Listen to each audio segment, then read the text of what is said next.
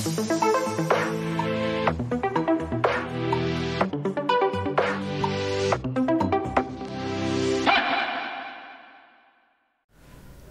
वालेकुम and hello to everyone.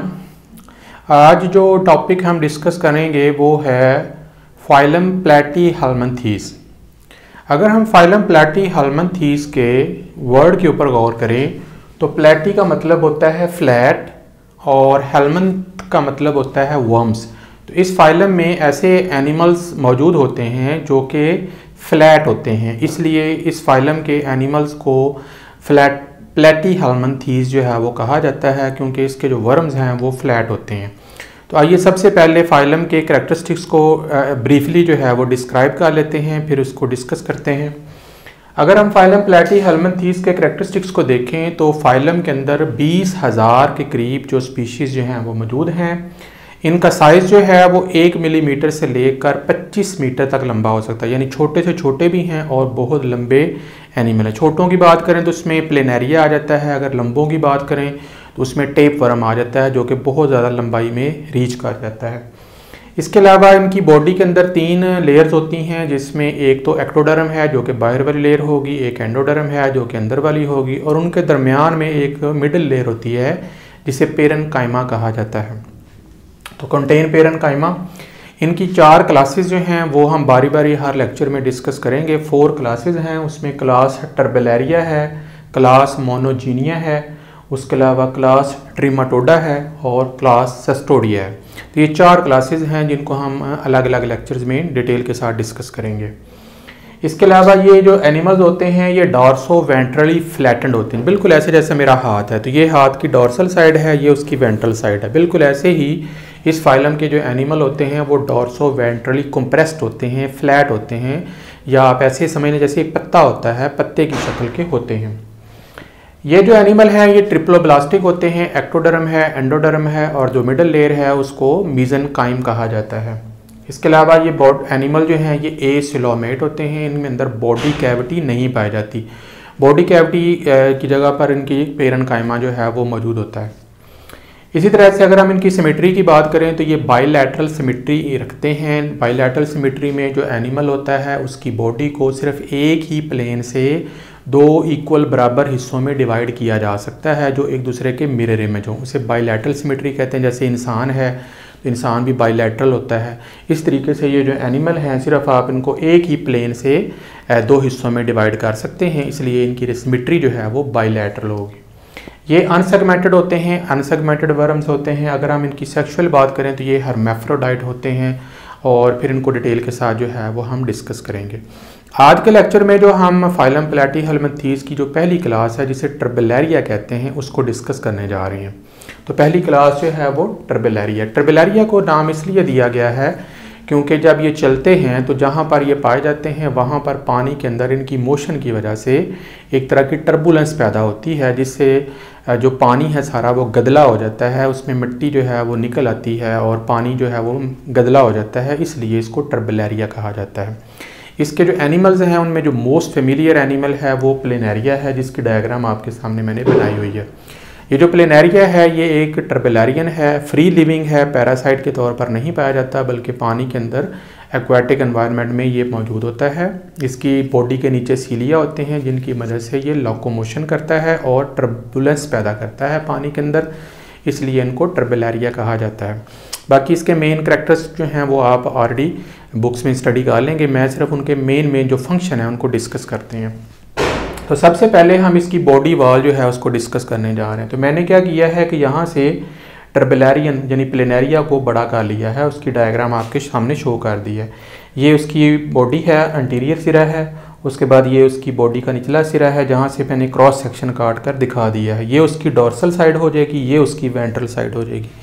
इसकी body के बाहर की तरफ एक ही सेल्स की लेयर है जिसे हम एपिडर्मस कहते हैं। ये एपिडर्मस की लेयर है जो सबसे बाहर की तरफ है, जिसे आमतौर पर हम एक्टोडर्म भी कहते हैं। दूसरी लेयर जो है वो गैस्ट्रोडर्मस है जिसे एंडोडर्मस कहते हैं। यहाँ पे ग्रीन कलर में आपको नज़र आ रही होगी जो कि उसकी गैस्ट्रिक कैविटी को कवर किए होती है, इसे गैस्ट्रोडर्मस भी कहते हैं। और ये इसकी एंडोडर्मस भी है जिसे एंडोडर्म भी कहा जाता है। ये दरमियान में गैस्ट्रिक कैविटी है जो हम लेटर ऑन जो है वो डिस्कस करेंगे। उसके बाद इसकी बॉडी की इन दोनों लेयर्स के दरमियान में ये जो ब्लू कलर का हिस्सा नज़र आ रहा है, इसके अंदर ये मीज़ेनकाइम है, यानी एक्टोडर्म, एंडोडर्म और दरमियान में मीज़ोकाइम बना हुआ है। इनकी बॉडी में कोई कैविटी नहीं होती, इसलिए इनको एसिलोमेट भी कहा जाता है। तो ये पेरेनकाइमा जो है ये इनके अंदर मौजूद है। इसके अलावा इनकी बॉडी में सर्कुलर मसल्स भी होते हैं, लॉन्गिट्यूडनल मसल भी होते हैं और डॉर्सो वेंट्रल मसल भी होते हैं। सर्कुलर मसल जो हैं वो लंबाई की गोलाई में लगे होंगे इसके सर्कमफेरेंस में, लॉन्गिट्यूडनल मसल लंबाई में लगे होंगे, जबकि डॉर्सो वेंट्रल मसल जो हैं वो डॉर्सल साइड से वेंट्रल साइड तक स्ट्रेच होते हैं। जैसे यहाँ पे आपको रेड कलर के जो हैं वो नज़र आ रही हैं, ये इसके डॉर्सो वेंट्रल मसल हैं। इसके अलावा इनकी बॉडी की जो एक्टोडर्म है उसके अंदर की तरफ एक सेल्स की लेयर होती है जिसे रेप्टाइड कहते हैं। रेप्टाइड जो है ये ग्लैंडुलर होती है, इसमें से कुछ एंजाइम्स और सेक्रीशंस निकलती हैं जो किसी भी सरफेस के साथ अटैच होने के लिए और अटैचमेंट ख़त्म करने के लिए एंजाइम जो हैं वो रिलीज़ करती हैं, और ये अपने आप को किसी भी सरफेस के साथ अटैच भी कर सकते हैं और वहाँ से उतार भी सकते हैं। तो ये रेप्टाइड सेल्स हो गए जो कि आपको रेड कलर में यहाँ पे पूरी बॉडी में नज़र आ रही हैं। इसके अलावा इनकी बॉडी की जो वेंट्रल साइड होती है वहाँ पर सीलिया लगे होते हैं। जैसे मैंने पहले भी बताया है कि ये पानी के अंदर टर्बुलेंस पैदा करते हैं, पानी को गदला करते हैं। तो यूँ समझ लें ये उनकी डॉर्सल साइड है, तो ये उसकी वेंट्रल साइड है। तो वेंट्रल साइड पर सीलिया लगे होते हैं जिसकी मदद से ये रेंगते हैं, अपनी बॉडी से म्यूकस निकालते हैं और उस म्यूकस के ऊपर ये स्लिप करते हुए रेंगते हैं और पानी के अंदर टर्बुलेंस पैदा करते हैं, इसलिए इनको टर्बुलेरियन जो है वो कहा जाता है। टर्बुलेरियन जो हैं इनका जो है वो मेन स्ट्रक्चर हमने थोड़ा सा देख लिया है। अब उसके बाद हम आते हैं इसकी डाइजेशन और न्यूट्रिशन की तरफ। अगर हम इनके डाइजेस्टिव सिस्टम की बात करें तो ये जो एनिमल हैं ये फ्री लिविंग होते हैं, पानी में पाए जाते हैं, एक्वाटिक होते हैं, कुछ मैरीन हैं, कुछ जो हैं वो समंदरों में और कुछ फ्रेश वाटर में पाए जाते हैं। इनका साइज़ जो है वो 1 मिलीमीटर से लेकर कई मीटर तक हो सकता है या कई सेंटीमीटर तक भी चला जाता है। खाते क्या हैं, ये हर्बीवोर्स होते हैं, आमतौर पर एल्गी वगैरह खाते हैं। कुछ जो हैं वो कार्निवोर्स भी होते हैं, लेकिन मोस्टली जो हैं ये स्केवेंजर्स होते हैं, यानी मुर्दा जिस्म की डेड बॉडीज़ के जो पार्टिकल्स हैं उन्हें ये खाते हैं। उसके डाइजेस्टिव सिस्टम की अगर हम बात करें तो ये मेरे सामने एक एनिमल है जिसका नाम है प्लेनेरिया। ये उसका हेड है, हेड रीजन है, और ये उसकी बॉडी की बाकी टेल है। इसके अंदर इसकी डाइजेस्टिव कैविटी आपको नज़र आती है। सबसे पहले इसकी बॉडी का जो वेंट्रल हिस्सा है सेंटर में नीचे की तरफ जो होता है वहाँ पर एक माउथ लगा होता है। ये जो माउथ है ये ओपनिंग होती है जिसके ज़रिए फूड जो है इनटेक की जाती है। उसके पीछे एक फेरिंग्स होता है। ये जो फेरिंग्स होता है ये इवर्सेबल होता है। इवर्सेबल से क्या मुराद है, अब आप देखें मैंने ये एक वेस्टकोट पहनी हुई है तो ये उसकी पॉकेट है। अब ये पॉकेट की ओपनिंग जो है ये समझ लें माउथ है। अब अगर इसके अंदर से जो है ये कपड़ा है ये मैं बाहर की तरफ खींच के निकाल लूँ या अपनी ज़ुबान जो है उसको बाहर की तरफ निकाल लूँ तो ये होता है प्रोड्यूड कर जाना, यानी इवर्सेबल, यानी चीज़ को बाहर निकाल कर फिर अंदर ले जाना। तो इसका ये जो माउथ के पीछे फेरिंग्स होता है ये इवर्सेबल होता है, ये बाहर भी आ जाता है। जब बाहर आता है तो उसके साथ जो भी फूड का पार्टिकल है वो अटैच हो जाता है। जब वो अटैच हो जाता है म्यूकस के साथ तो ये अपने फेरिंग्स को दोबारा अपने माउथ में ले जाता है। उसके बाद जो फेरिंग्स है वो फिर लीड करता है आगे डाइजेस्टिव कैविटी में। डाइजेस्टिव कैविटी में से एक कनाल जो है वो एंटीरियर सिरे की तरफ जा रही होती है और दो कनाल जो हैं वो लैटरली और पीछे की तरफ पोस्टीरियर सिरे की तरफ जा रही होती हैं। यहाँ पर एक्स्ट्रा सेलुलर डाइजेशन होगी। इस कनाल के अंदर एंजाइम जो हैं वो सेक्रेट किए जाते हैं और ग़ज़ा के बड़े बड़े टुकड़ों को छोटे छोटे टुकड़ों में तब्दील कर दिया जाता है। ये जो डाइजेस्टिव कनाल है इसके अंदर से फिर छोटी छोटी शाखें निकलती हैं जो फिर पूरी बॉडी में डिस्ट्रीब्यूट हो जाती हैं। बाकी डाइजेशन इनके अंदर होती है। उसके बाद फिर यहाँ से जो फूड के पार्टिकल्स हैं वो सेल्स में ट्रांसफ़र कर दिए जाते हैं। फूड जो है उसको एनगल्फ कर लिया जाता है। बाकी जो डाइजेशन है वो सेल के अंदर होती है जो कि बॉडी के सेल्स होंगे, एक्टोडर्म के होंगे, एंडोडर्म के होंगे, और वहाँ पर जो होने वाली डाइजेशन है वो इंट्रासेलुलर डाइजेशन होगी। तो इस तरीके से दोनों तरह की डाइजेशन होगी, इंट्रासेलुलर डाइजेशन भी होगी, एक्स्ट्रा सेलुलर डाइजेशन भी होगी। एक्स्ट्रा सेलुलर डाइजेशन जो है वो डाइजेस्टिव कैविटी में हो रही है, इंट्रासेलुलर डाइजेशन जो है वो सेल्स के अंदर हो रही है। बिल्कुल जिस तरीके से इंजेशन का प्रोसेस होगा, डाइजेशन होगी, एब्जॉर्प्शन होगी, बॉडी के अंदर असीमिलेशन होगी, उसके बाद जो रिमेनिंग बाकी फूड बच जाएगी उसको अनडाइजेस्टेड वेस्ट मटेरियल की तरफ से जिधर से निकाला था उधर से ही बॉडी से रिलीज़ कर दिया जाएगा। यानी फूड माउथ के ज़रिए ही एंटर होती है और अनडाइजेस्टेड मटेरियल जो है वो माउथ के ज़रिए ही बाहर जो है वो भेज दिया जाता है, ट्रांसपोर्ट कर दिया जाता है। ऐसे डाइजेस्टिव सिस्टम को जिसमें सिर्फ एक ही ओपनिंग हो उसे हम सैक लाइक डाइजेस्टिव सिस्टम कहते हैं। तो इसके अंदर भी सैक लाइक डाइजेस्टिव सिस्टम जो है वो मौजूद होता है। इसी तरीके से अगर हम इनके जो है वो बात करें इनके गैसेस एक्सचेंज की, तो इनकी बॉडी में गैस एक्सचेंज के लिए कोई प्रॉपर रेस्पिरेटरी मैकेनिज्म नहीं है, ना ही इनके अंदर कोई ब्लड का सर्कुलेटरी सिस्टम भी एब्सेंट है। ये अपनी बॉडी में से डायरेक्टली ऑक्सीजन जो है वो अंदर ले लेते हैं और जो CO2 है वो उसको जिस्म से बाहर निकाल देते हैं। लिहाजा इनके अंदर कोई रेस्पिरेटरी या जो सर्कुलेटरी सिस्टम है वो एब्सेंट होता है। उसके बाद हम नेक्स्ट जो सिस्टम की बात करेंगे वो इनका नर्वस सिस्टम है। नर्वस सिस्टम की अगर हम बात करें तो इनके नर्वस सिस्टम, इनकी बॉडी में सेंसरी ऑर्गन भी हैं, नर्वस सिस्टम भी मौजूद है। ये मैंने एक एनिमल जो है यहाँ पे ड्रा किया हुआ है, ये उसका अगला हिस्सा है, हेड रीजन है। यहाँ पर एक गैंग्लिया मौजूद होता है जिसे सेरिब्रल गैंग्लिया कहा जाता है। ये सेल बॉडीज़ ऑफ न्यूरॉन से मिलकर बना होता है जो कि ब्रेन का फंक्शन करता है। इसके अलावा हेड रीजन के अंदर ही दो छोटे छोटे सेंस ऑर्गन्स हैं जिन्हें आई स्पॉट कहा जाता है। आई स्पॉट को ओसेली भी कहा जाता है। इनके अंदर ब्लैक कलर की पिट्स होती हैं जिनके अंदर छोटे छोटे सीलिया लगे होते हैं जो कि रोशनी के लिए हसास होते हैं। ये तेज़ रोशनी से भागते हैं, इसलिए ये नेगेटिव फोटो टैक्टिक मूवमेंट जो है ये शो करते हैं और लाइट से अवे जो है वो मूव कर जाते हैं। इसी तरह से इस एंटीरियर हिस्से के अंदर भी एक स्टेटोसिस्ट भी होता है जो कि ग्रेविटी के ज़रिए असर जो है बॉडी की पोजीशन से बॉडी को आगाह करता है। इसी के अलावा अगले हिस्से की तरफ दो साइडों पर लोब्स निकली होती हैं जिन्हें ऑरिकल कहते हैं। ऑरिकल जो हैं ये भी सेंस ऑर्गन के तौर पर काम करते हैं और बॉडी को मुख्तलिफ़ चीज़ों से, केमिकल वगैरह से आगाह करते हैं। अगले हिस्से में जो सेरिब्रल गैंग्लिया है वहाँ से दो नर्व्स निकलती हैं जिन्हें लॉन्गिट्यूडनल नर्व्स कहते हैं। ये पोस्टीरियर हिस्से की तरफ रन करती हैं, यहाँ पे दोनों आपको नज़र आ रही हैं। ये लॉन्गिट्यूडनल नर्व्स हैं जो पूरी बॉडी में फिर आगे फैल जाती हैं। इनमें से फिर आगे लैटरल नर्व्स निकलती हैं जो इस साइड पर भी और इस साइड पर भी आपको नज़र आ रही हैं। ये लैटरल नर्व्स हैं जो फैल कर पूरी बॉडी में चली जाती हैं। इन दोनों नर्व्स को, जो कि लॉन्गिट्यूडनल नर्व्स हैं, इनको आपस में लिंक करने के लिए कॉम्बिशर नर्व्स होती हैं जो आपस में कनेक्ट करती हैं और इस तरीके से एक लैडर लाइक सीढ़ी की तरह का स्ट्रक्चर बन गया जिसके डंडे जो हैं वो यहाँ पर आपको नज़र आ रहे हैं। तो ये जो पूरा इसका नर्वस सिस्टम है जो कि मुख्तलिफ़ चीज़ों को डिटेक्ट करने के लिए, पानी को, टेम्परेचर को, रोशनी को, मुख्तलिफ़ फ़ज़ा में जो केमिकल हैं उनको महसूस करने के लिए और इसकी बॉडी की लोकोमोशन और बाकी तमाम जितने भी इसकी बॉडी के फंक्शन हैं उनको रेगुलेट करने के लिए ये सिस्टम जो है ये काम करता है। तो आई होप कि ये भी आपको क्लियर हो गया। उसके साथ डायग्राम ज़रूर बनाइएगा जब भी इसका टॉपिक आए। तो उसके बाद हम नेक्स्ट जो है इसका सिस्टम डिस्कस करेंगे वो है एक्सक्रीटरी सिस्टम। एंड बहुत अच्छा एक्सक्रीटरी सिस्टम जो है इन्होंने डेवलप कर लिया है। पहली दफ़ा एनिमल किंगडम में एक्सक्रीटरी सिस्टम देखने में आया है। इसके एक्सक्रीटरी सिस्टम को हम प्रोटोनेफ्रिडियम कहते हैं। प्रोटो का मतलब होता है फर्स्ट फॉर्म्ड, नेफ्रिडियम कहते हैं किडनी को। तो इनके अंदर पहला जो सिस्टम है वो देखा गया है। ये देखें एक प्लेनेरिया मैंने यहाँ पर आपके सामने बनाया है, ट्रिबुलेरियन है। इसकी बॉडी में लंबे लंबे सेल्स हैं बॉडी के अंदर फैले हुए, शाखें हैं जो शाख दर शाख पूरी बॉडी में फैली हुई हैं। अब मैंने क्या किया है कि यहाँ से एक छोटे से पार्ट को निकाल कर एनलार्ज कर लिया है, बड़ा कर लिया ताकि उसके स्ट्रक्चर को जो स्टडी किया जा सके। तो हमें पता चलता है कि ये एक प्रोटोनेफ्रिडियम का स्ट्रक्चर है। ये एक सेल है जो कि बल्ब लाइक होता है। इसे फ्लेम सेल कहते हैं। फ्लेम सेल इसलिए कहते हैं क्योंकि इसके अंदर अगर आप देखें तो आपको एक टफ्ट ऑफ सीलिया नज़र आता है और ये जो टफ्ट ऑफ सीलिया है जब हम इसे माइक्रोस्कोप से देखते हैं तो ये हमें मोमबत्ती के शोले की तरह टिमटमाता हुआ नज़र आता है, इसलिए हम इसे फ्लेम सेल का नाम देते हैं। इसमें न्यूक्लियस भी होता है, साइटोप्लाज्म भी है, सारा कुछ होता है।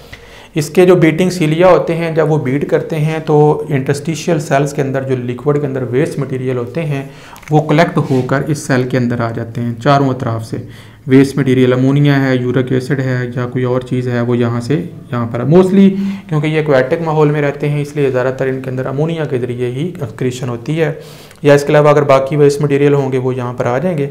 ये जो फ्लेम सेल हैं फिर एक डक्ट के अंदर खुलते हैं जिन्हें एक्सक्रीटरी ट्यूब्यूल कहते हैं। ये बहुत सारी एक्सक्रीटरी ट्यूब्यूल जो हैं ये मिलकर फिर एक एक्सक्रीटरी डक्ट के अंदर आ जाते हैं। ये जो एक्सक्रीटरी डक्ट होती है ये फिर बॉडी के बाहर खुलती है जिसे नेफ्रिडियोपोर कहते हैं। नेफ्रिडियोपोर ऐसे ही होते हैं जैसे आपकी बॉडी के ऊपर बारीक बारीक पसीना पैदा करने वाले सुराख हैं, आपको वो नज़र नहीं आते लेकिन वहाँ से पसीना निकल आता है। बिल्कुल इसी तरीके से इनकी बॉडी के ऊपर भी नेफ्रिडियोपोर होते हैं जो पूरी बॉडी का वेस्ट मटेरियल कलेक्ट करने के बाद बॉडी से बाहर निकाल देते हैं। तो इस तरीके से ये इनका एक्सक्रीटरी सिस्टम हो गया जो कि प्रोटोनेफ्रिडियम यानी फ्लेम सेल के ऊपर मुश्तमिल होता है। बाकी डिटेल आप अपनी बुक से जो है वो डिटेल के साथ डिस्कस कर लीजिएगा। उसके बाद हम आते हैं इनके अगले सिस्टम की तरफ, जो कि रिप्रोडक्शन और डेवलपमेंट है। ये दोनों तरह से रिप्रोडक्शन करते हैं, बस एसेक्सुअल रिप्रोडक्शन भी करते हैं और सेक्सुअल रिप्रोडक्शन भी करते हैं। अगर हम एसेक्सुअल रिप्रोडक्शन की बात करें तो ये मेरे पास एक प्लेनेरियम है। जब इसने डिवाइड होना होता है तो ये बाइनरी फिशन करता है और इसकी जो बॉडी है वो सेंटर से कॉन्स्ट्रिक्ट होना शुरू हो जाती है। यहाँ पर अगर आप देखें तो ये जो एनिमल है ये दरमियान से कॉन्स्ट्रिक्ट होना शुरू हो जाता है, रिंग्स बन जाती हैं और ये दरमियान से अपने आप को तोड़ लेता है। तो इस तरीके से इसकी जो बॉडी है, एक जो है एनिमल जो है ये दो हिस्सों में तकसीम हो जाता है। जब नए दो जानदार बन जाते हैं तो वो अपना अपना जो सिस्टम होता है वो दोबारा डेवलप कर लेते हैं। इस तरीके से बाइनरी फिशन के ज़रिए ये अपने आप को एसेक्सुअली जो है वो रिप्रोड्यूस करके अपनी तादाद को बहुत ज़्यादा बढ़ा लेते हैं।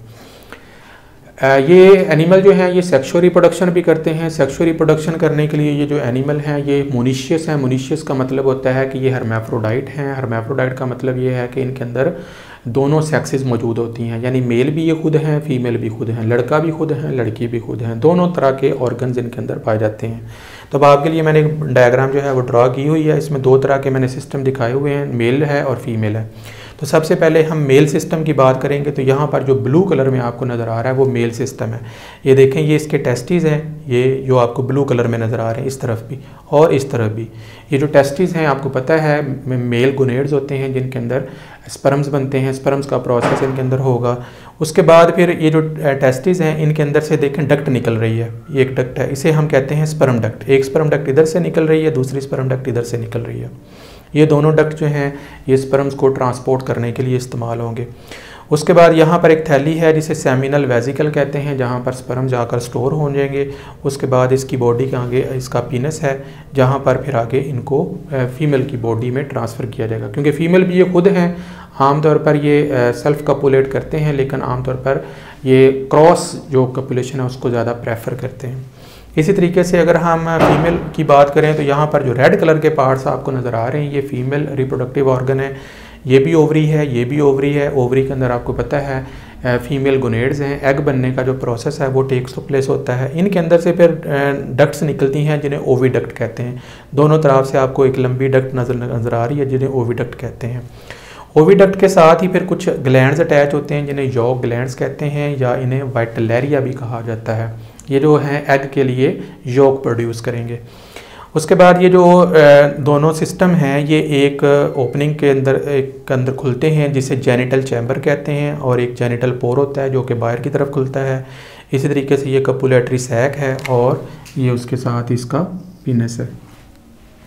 आमतौर पर ये क्रॉस कोशिश करते हैं कि हैं तो ये मोनिशियस दोनों जो सेल्फ फर्टिलाइज भी हो सकते हैं, लेकिन मोस्टली ये क्रॉस फर्टिलाइज करते हैं। दो प्लेनेरिया जो हैं ये एक दूसरे के पास आ जाते हैं, एक दूसरे के साथ कपुलेशन करते हैं। एक प्लेनेरिया का जो पीनस है वो दूसरे प्लेनेरिया में, और दूसरे का जो पीनस है वो पहले जो प्लेनेरिया होता है उसके बॉडी में जो है वो ट्रांसफ़र आ जाता है। जेनिटल पोर के ज़रिए जो स्पर्म्स हैं वो कपुलेटरी सैक्स में डिपॉजिट कर दिए जाते हैं। कपुलेटरी सैक्स में जब एक दूसरे के जो स्पर्म्स हैं वो ट्रांसफ़र हो जाते हैं तो वहाँ से फिर ये जो स्पर्म्स हैं ये ओविडक्ट के ज़रिए होते हुए ओवरी में चले जाते हैं। ओवरी के अंदर जाकर फिर ये एग्स को फर्टिलाइज़ करते हैं। जैसे ही एग फर्टिलाइज होते हैं तो एग जो हैं वो फर्टिलाइज होने के बाद जब नीचे ट्रांसपोर्ट होते हैं तो यॉक ग्लैंड की मदद से उनके साथ यॉक अटैच कर दी जाती है। उसके बाद फिर वो जेनिटल चैम्बर में आ जाते हैं। उसके बाद ये कपुलेशन से अलग हो जाते हैं और ये अपने एग्स जो हैं वो ले करते हैं। एग जो हैं जब ये ले करते हैं तो उनके गिर्द एक शेल बना देते हैं मेम्ब्रेन बाउंड, जिसे कोकून कहते हैं। तो इस तरीके से एग जो हैं जब इकट्ठे एक एक करके नहीं दिए जाते बल्कि इकट्ठे एग जो हैं वो ले करके उनके इर्द गिर्द एक शेल बना दिया जाता है जो कि एक ककून शेप होता है। अब ककून जो हैं ये भी दो तरह के होते हैं, एक ऑटम ककून होते हैं और एक स्प्रिंग ककून होते हैं। स्प्रिंग ककून जो है क्योंकि मौसम बहार में होते हैं, टेम्परेचर रीज़नेबल होता है, वो 2 से 3 हफ्तों के अंदर जो हैं वो नए जानदारों में तब्दील हो जाते हैं। लेकिन जो ऑटम ककून होते हैं या जो इनके शेल्स होते हैं वो क्योंकि सर्दियों में दिए जाते हैं, इसलिए सर्दियों में टेम्परेचर पानी का बहुत कम हो जाता है, फ्रीजिंग हो जाता है, तो वो सारी सर्दियां वेट करते हैं। और फिर गर्मियां जब आती हैं या मौसम बहार जब आता है तो तब जो है वो ग्रोथ करते हैं। बाज़ औक़ात जो है कुछ एनिमल्स में क्या होता है कि ये जो अंडे होते हैं इनमें से एक लार्वा निकलता है जिसे म्यूलर्स लार्वा कहते हैं। म्यूलर लार्वा जो है ये सिलिएटेड होता है, ये कुछ देर के लिए पानी में तैरता है, खाता है, पीता है और फिर बड़ा होकर किसी जगह पर सेटल होकर एक नए टर्बेलियन में तब्दील हो जाता है। तो इस तरीके से आज हमने स्टूडेंट क्लास फाइलम जो है प्लेटीहेलमिन्थेस और उसकी एक क्लास टर्बेलिया के मुख्तलिफ फंक्शन को डिस्कस किया है। आई होप कि ये आपको समझ आ गया होगा। Hopefully see you in the next lecture. Allah हाफिज़।